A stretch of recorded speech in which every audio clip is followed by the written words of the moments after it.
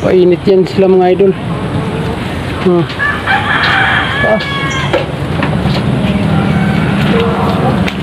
Right mga idol, magandang araw no. So mag-harvest tayo ng itlog ng manok natin. So tara, sige. Right mga idol, magandang araw no. So mag-harvestin natin yung itlog ng manok natin ngayon ulit no. Harvestin na natin. Tumila yung ulan kaya mga idol sira na yung bubong ng kubo natin. Magtayo ulit tayo ng panibago mga idol.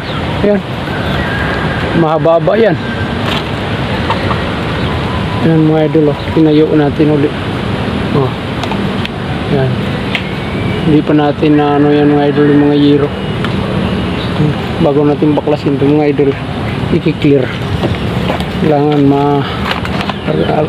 kompleto natin bubong. Mababa yan mga idol.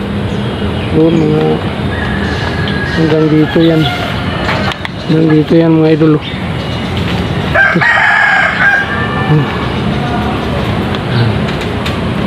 So harvest tayo mga idol. Tingnan mo naman yung mga itlog natin, nababasa na mga idol yan. Bali dito mga idol 6. Ito naglilimlim natin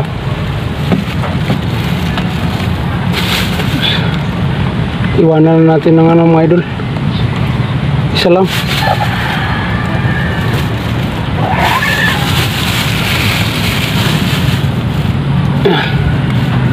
Para hindi magsipag kampo ito.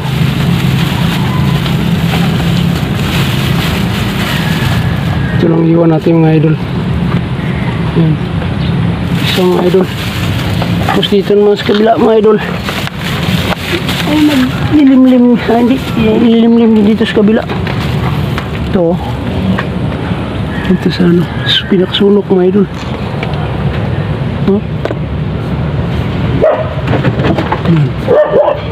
Lilimlim. So dito naman mga idol 6 din to.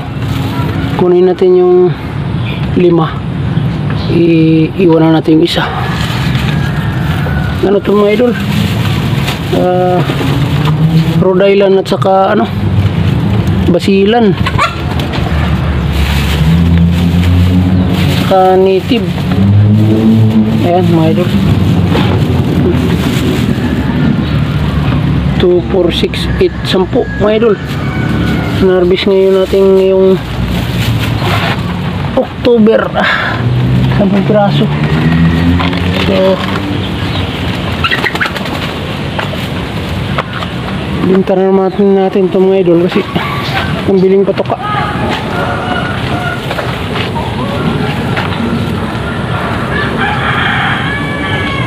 So mga idol, tingnan mo mga manok nagpapainit sila. Yung iba nasa bubong.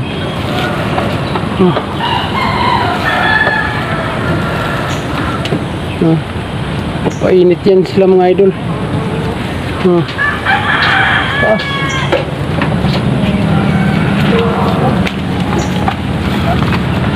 Pato ko mga idol, alaga ko nasa taas na rin.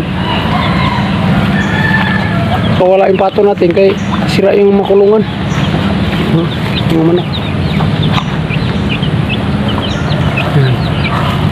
nandun yung iba mga idol patong sa kulungan. So maro-araw naman ng konti ayun mga idol, hanggang dito na lang yung video natin. Huwag kalimutan mag-follow sa aking Facebook page at mag-subscribe sa aking YouTube channel, Sirlia Mix TV. Siyempre mga idol, huwag kalimutan mag-like, comment and share sa aking videos. Malaking tulong na po sa akin. Salamat po.